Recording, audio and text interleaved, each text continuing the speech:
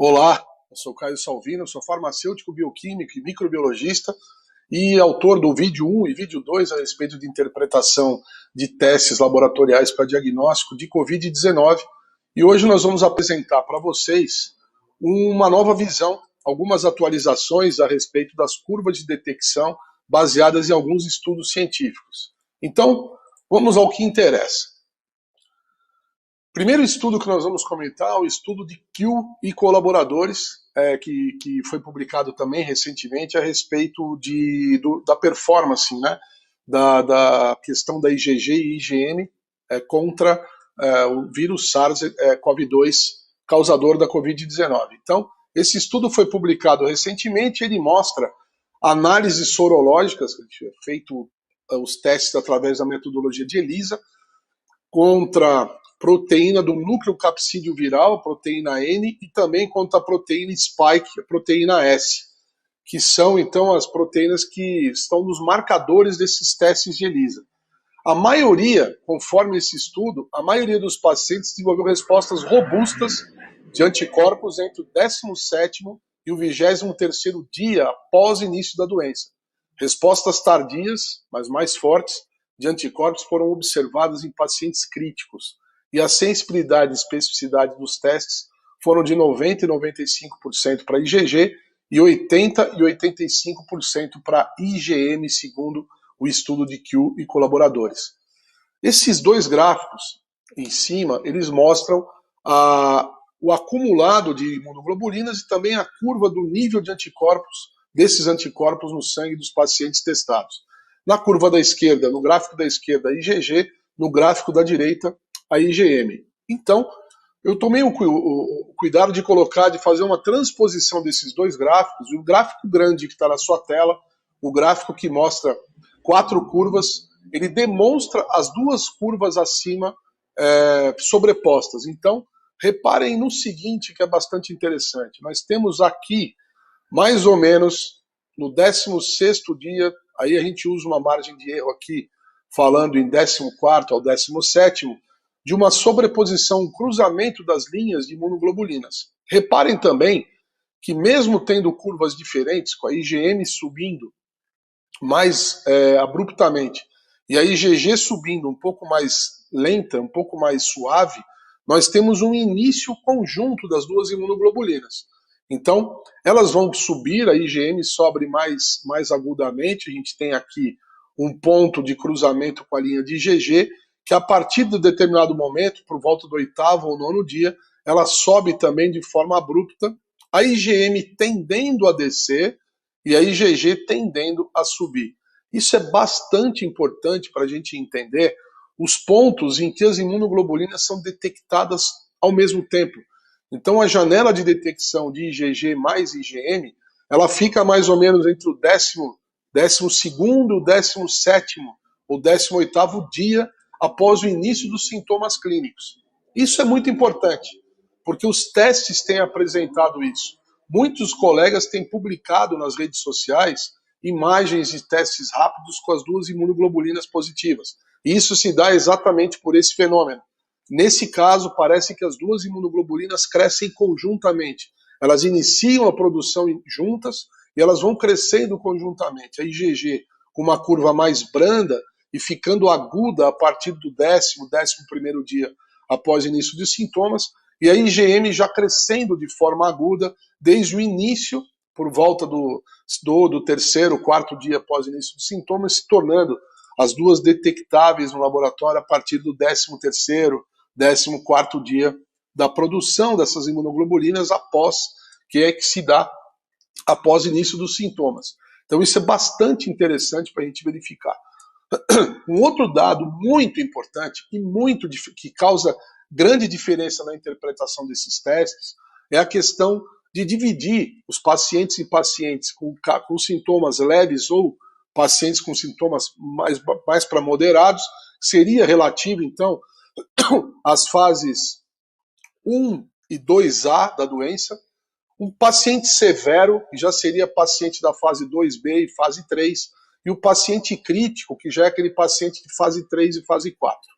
Então vejam como as curvas são diferenciadas. Nós temos do lado esquerdo aqui curvas de IgG, e do lado direito, curvas de IgM. A curva de IgG em paciente com sintomas leves e moderados, ela é lenta e ela vai crescente, permanecendo em crescimento até a sua última detecção. A gente tem um paciente severo que começa mais ou menos aguda e continua, depois ele desce, e o paciente crítico, que também cresce e vai permanecer. Mas o que mais chama a atenção da gente é a imunoglobulina IgM. Vejam como o comportamento dela é completamente diferente em pacientes de sintomas leves, moderados e severos. Vejam só, no paciente de sintoma leve ou moderado, nós temos aqui a curva se acentuando com pico por volta do 14º dia. Depois ela começa a cair e ela vai se tornar indetectável ali por volta do 25º, 29º, 30º dia. No caso dos pacientes severos, ela vai crescer, fazer um patamar de detecção em elevação, depois ela estabiliza e permanece elevada por muito tempo, por várias semanas. E o paciente crítico, que faz uma curva mais tardia, de IgM um pouco, mas ela se torna detectável e se torna crescente, mesmo durante a curva de IgG presente. Então vejam só, nós temos uma curva de IgM e de IgG que praticamente se sobrepõem, mais ou menos por volta do 14º dia, e seguem juntas até ali por volta do 25º, 28º. Depois a IgM começa a cair, e a IgG permanece mesmo em pacientes críticos. Isso é muito importante, porque caracteriza que nós temos vários tipos de resultados possíveis. Nós temos o resultado possível de ter IgM com baixo título, de IgG com baixo título, de IgG mais IgM e elas com título elevado. Então não se assustem com resultados como esse, caso você tenha testes quantitativos disponíveis. Esse outro estudo, do Juan e colaboradores, demonstra respostas agudas de anticorpos SARS-CoV-2 em 276 pacientes com a Covid-19. Então vejam que dado importante esse. Em 19 dias após o início dos sintomas, 100% dos pacientes havia soro convertido para IgG. Isso é um ponto muito importante. Segundo ponto importante, esse dado aqui, desse estudo do Juan, misturado com o próximo estudo que eu vou mostrar, a soma é muito importante. A soroconversão para IgG e IgM ocorreu simultaneamente ou sequencialmente, mais ou menos parecida com o trabalho do Q. IgG e IgM atingiram um platô após 6 dias de soroconversão. Muito importante esse dado. Vejam só, nós temos nesse gráfico da esquerda um resumo dos demais. Esses outros aqui são casos específicos, mas aqui é um resumo de todos os casos. Embaixo, no eixo X, os dias após o início dos sintomas, e no eixo Y, dividido em 3 grupos diferentes, com 3 gráficos diferentes, usando a mesma perspectiva aqui, de IgG e IgM, IgG bolinha vermelha, IgM triângulo azul. No andar de cima aqui, ó, soroconversão para IgG antes da IgM, em 10 pacientes, soroconversão simultânea em 9 pacientes e IgM soroconvertendo antes da IgG em 7 pacientes. Então, reparem que há todas as possibilidades possíveis. E nós temos aqui nesse gráfico da direita 2 pacientes que soroconverteram conjuntamente as 2 imunoglobulinas. Então, elas seguem juntas. Vejam que a IgM tende a ter uma concentração mais baixa, mas ela pode acompanhar a IgG, e os 2 gráficos mostram isso, por algum tempo, por 25, 30 dias e até mais. Então, a soma desses estudos é que é o mais interessante, gente. E agora, mais recentemente, eu acabei lendo esse estudo do Enter, publicado na revista Nature, que mostra também dados extremamente interessantes. Vejam só a importância desses estudos e a soma dos seus resultados com tudo aquilo que a gente tem visto até agora. Primeiro ponto, a pesquisa de PCR, RT-PCR, ela apresentou 100% de positividade em pacientes com Covid-19, com sintomatologia compatível, entre o primeiro e o quinto dia de sintomas. Vejam que curioso isso. Os primeiros 5 dias de sintomas, a PCR apresentou 100% de positividade naqueles pacientes. Todos eles foram testados por suave nasofaríngeo e pesquisa de escarro. Então vejam que interessante também esse fator. A carga viral média dos pacientes por suave nasofaríngeo, nos primeiros 5 dias, 6,76 vezes 10 na quinta. E o pico apresentou 7,11 vezes 10 na oitava, cópias de RNA por suave. Quando você faz a dosagem após o quinto dia, a média caiu de 6,76 para 3,44 vezes 10 na quinta. E a detecção aconteceu no mesmo grupo em apenas 39,9% dos pacientes. Já no escarro, a carga viral média foi 7,10 vezes 10 na sexta, com um pico em 2,35 vezes 10 na nona. O que é importante entender aqui? Pacientes que fazem sintoma já estão fazendo vírus no pulmão, já tem quadro de vírus no pulmão, por isso a presença do vírus no escarro. Isso é muito importante, pessoal. A última detecção em 28 dias após os sintomas, mas vezes o que é interessante, no escarro, o spread tem duração maior que os sintomas. Pacientes assintomáticos, após o período de sintoma clínico, apresentam ainda liberação de partículas virais pelo escarro. Ou seja, vamos interpretar corretamente isso. A PCR foi positiva mesmo após o final dos sintomas. Nós não podemos entender PCR positiva como vírus vivo, como nós falávamos antes. A PCR é uma detecção de RNA viral ou de parte desse RNA viral que está disponível. Não podemos dizer que isso é partícula viral viva. Para confirmar isso, foram realizadas culturas de vírus em células. E vejam que interessante. O RNA nas fezes e urina foram positivos, mas a cultura de célula negativa. Houve soroconversão na semana 2 desse estudo aqui, com queda leve e gradual da carga viral do escarro. Então vejam, conforme o paciente soroconverteu, a carga viral do escarro foi diminuindo. Então, isso pode ser um sinal importante de proteção da imunoglobulina IgG.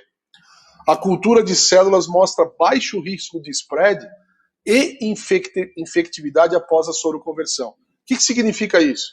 Você pode ter PCR positiva, mas esse paciente não estar infectando outras pessoas, o que pode também significar que o organismo venceu a infecção, os vírus estão destruídos, mas tem partículas virais presentes nessas amostras que estão sendo amplificadas pela técnica de PCR e nos mostrando resultados positivos.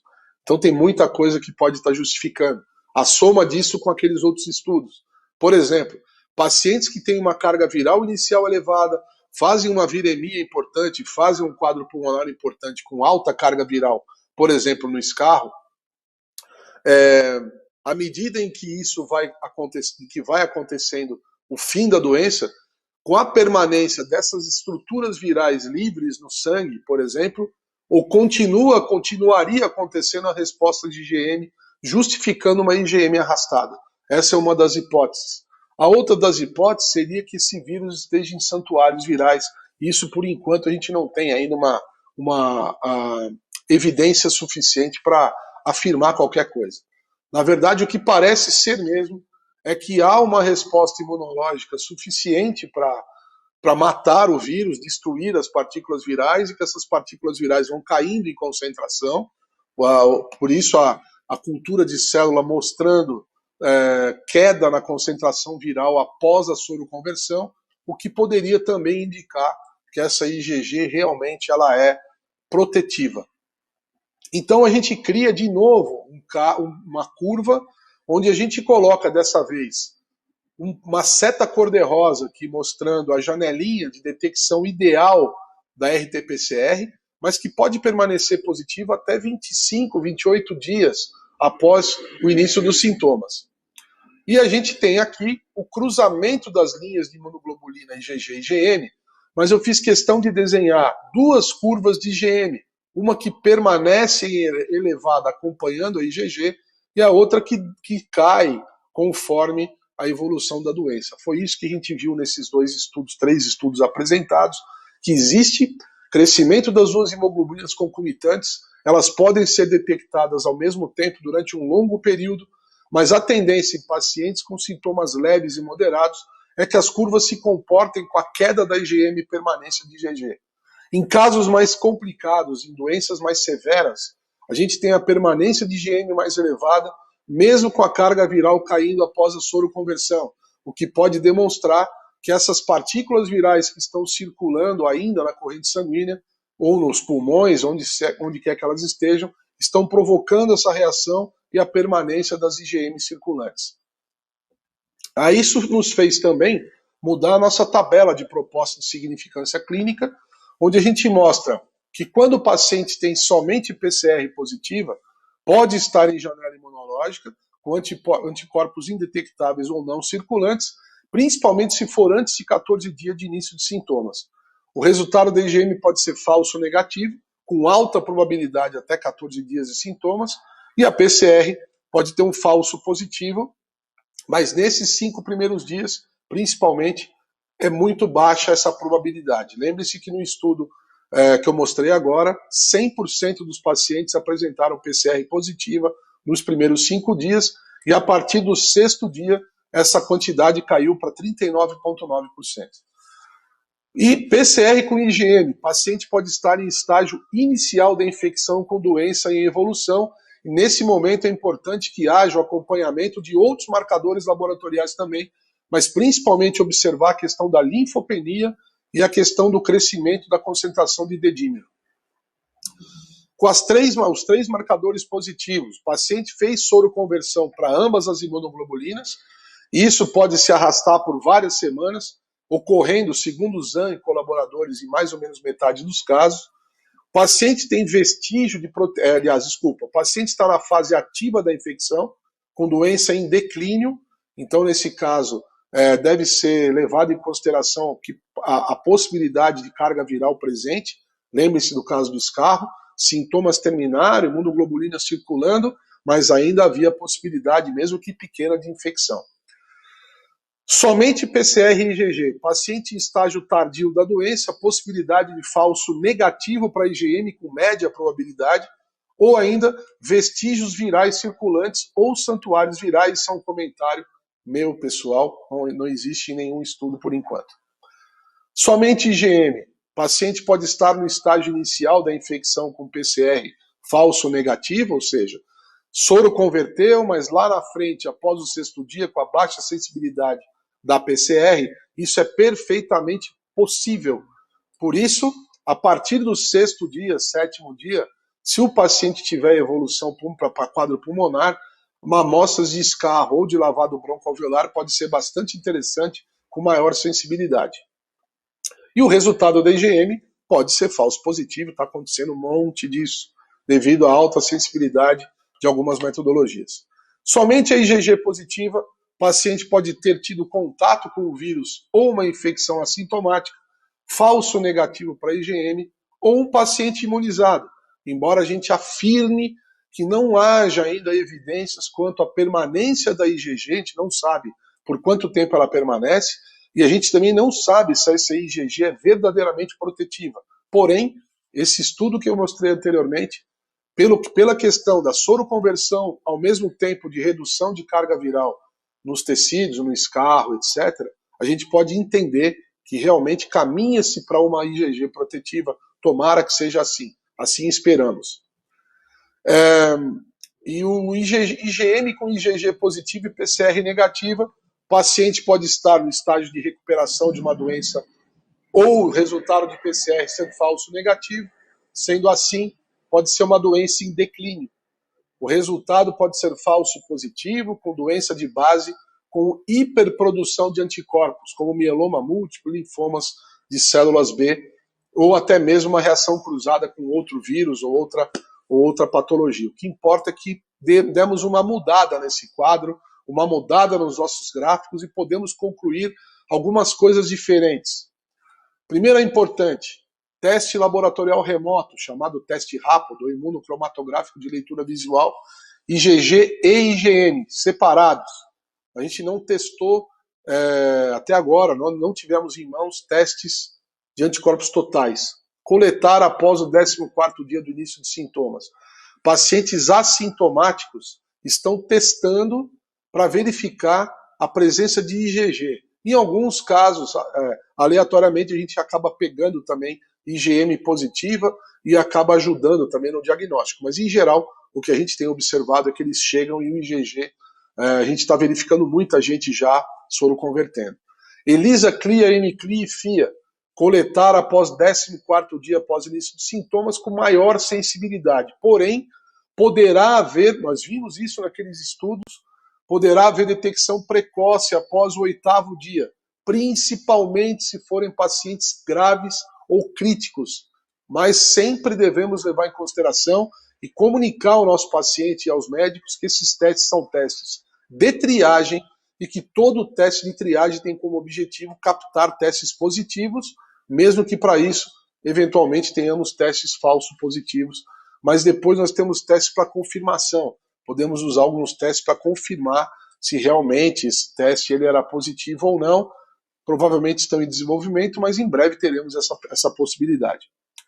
Resultados de RT-PCR podem permanecer positivos por muitas semanas, mesmo com apenas IgG, vestígios virais, santuários virais.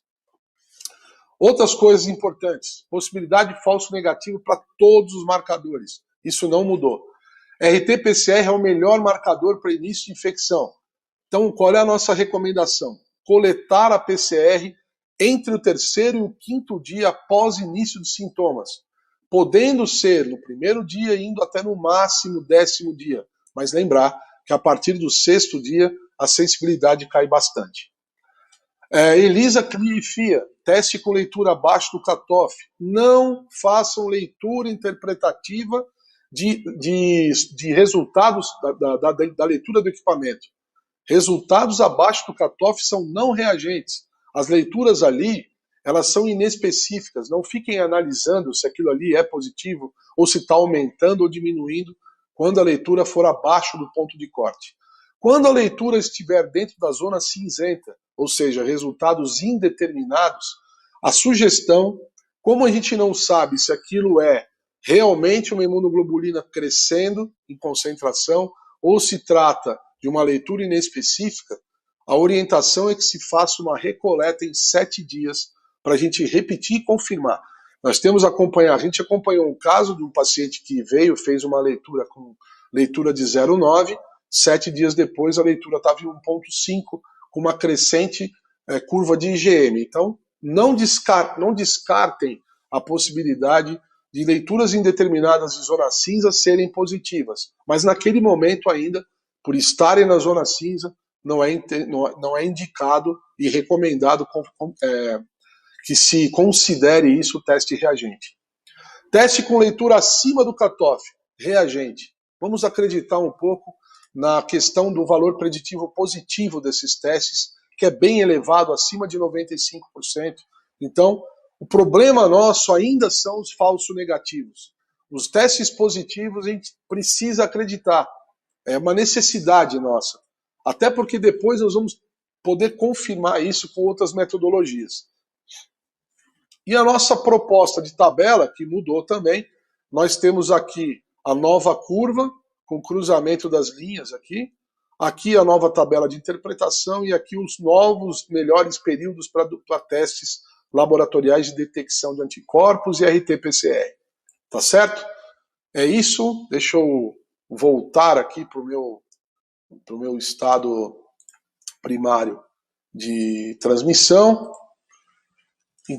Então, algumas discussões são importantes para a gente fechar esse vídeo, principalmente lembrar, há uma imensa flexibilidade de interpretação, porque há uma imensa flexibilidade de curvas de imunoglobulinas decorrentes da imensa possibilidade de formas de contágio, carga viral inicial, desenvolvimento da doença de acordo com essa forma de contágio, porque, obviamente, quando você tem uma quantidade baixa de vírus que precisa fazer uma penetração de mucosa e fazer uma viagem pela corrente sanguínea, você vai ter um formato de doença. Quando você tem uma inalação de alta carga viral, que vai direto para o alvéolo pulmonar, você tem uma outra forma de doença. Então, cada tipo de caso, cada momento da doença, ela vai formar uma curva diferente. Então, a interpretação deve sempre ser feita dessa maneira, levando em consideração, atenção, senhores médicos, o quadro clínico do paciente. Primeiro, se ele é sintomático ou assintomático. Segundo, se ele está na fase 1, fase 2A, 2B, 3 ou 4 da doença. Para cada fase, a gente espera uma curva diferente de imunoglobulinas, principalmente em pacientes críticos com alta carga viral inicial. Ok? Então, era isso que eu queria passar para vocês. Espero que tenhamos sido convincentes, mais uma vez, e ajudado vocês a realização desses testes e os senhores médicos na interpretação dos testes. É muito importante entender que há muitas nuances e muitas possibilidades. Por isso nós precisamos, dentro do laboratório, muito dos médicos para que nós saibamos em que momento da doença esse paciente está, se ele é sintomático, se ele não é, para que a gente possa também ajudar na elucidação dessa interpretação das curvas. Tá certo? Muito obrigado e até o próximo vídeo. Um abraço.